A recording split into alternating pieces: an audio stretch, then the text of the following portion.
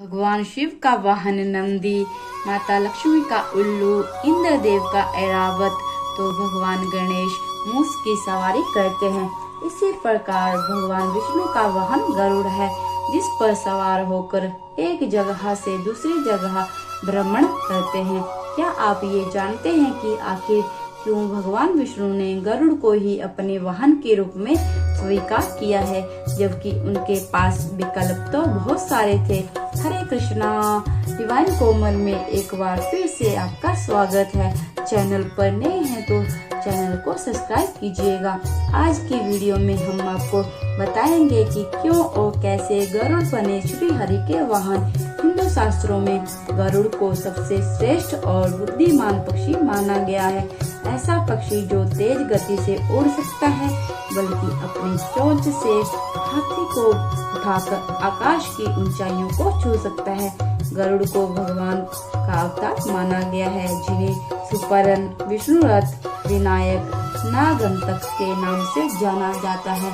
हिंदू धर्म के साथ ही बौद्ध धर्म में भी महत्वपूर्ण पक्षी माना गया है। बौद्ध ग्रंथों के अनुसार गरुड़ को सुपरन अर्थात अच्छे पंखों वाला पक्षी भी कहा गया है। कथाओं में गरुड़ के बारे में कई कहानियां हैं।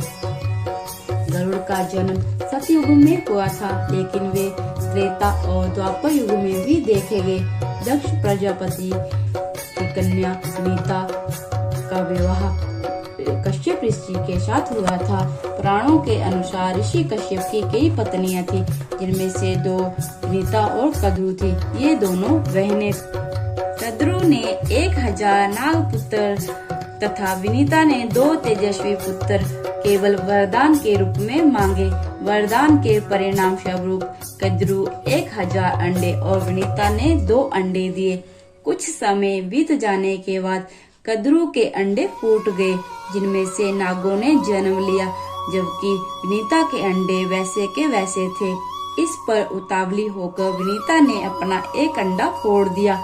उस अंडे से जो बच्चा निकला वो पूरी तरह से विकसित नहीं था।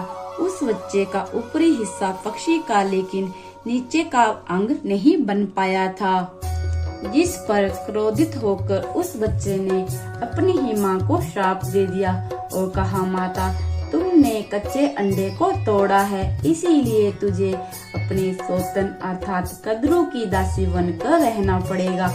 लेकिन तुम मेरी माँ हो, इसीलिए श्राप से मुक्त कराना भी मेरा ही कर्तव्य है। इसीलिए याद रहे, जो दूसरा अंडा बचा है उसे अपने समय पर ही फूटने देना। उस अंडे से जो बच्चा जन्म लेगा वह अत्यंत तेजस्वी बालक होगा। वही बालक तुम्हें मेरे लिए श्राप से मुक्त कराएगा। और बाद में वह सूर्य देव के रथ का सारथी बन गया।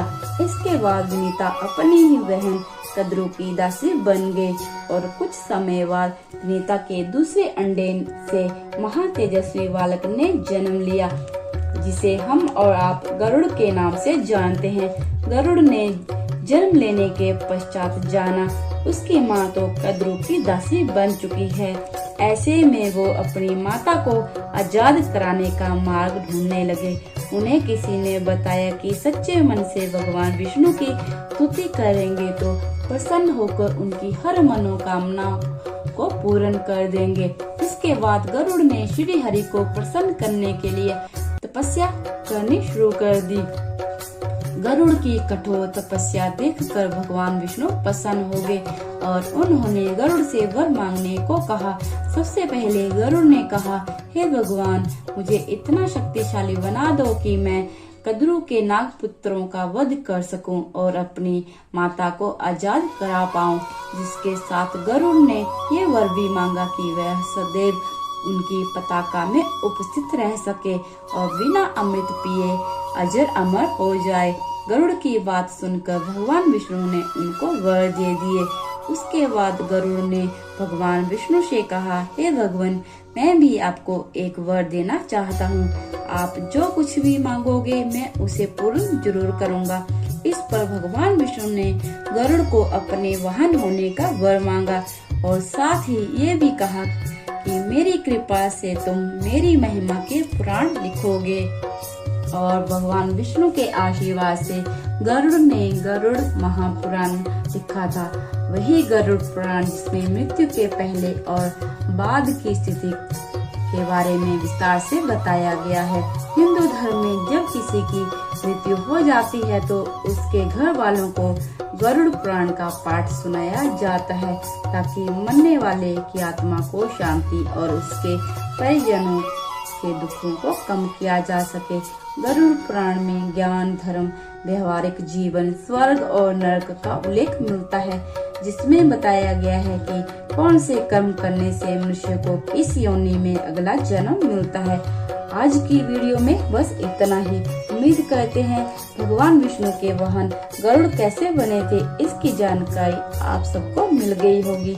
ऐसी ही धार्मिक और पौराणिक कथाओं को सुनने के लिए मेरे चैनल को सब्सक्राइब कीजिएगा। हरे कृष्णा।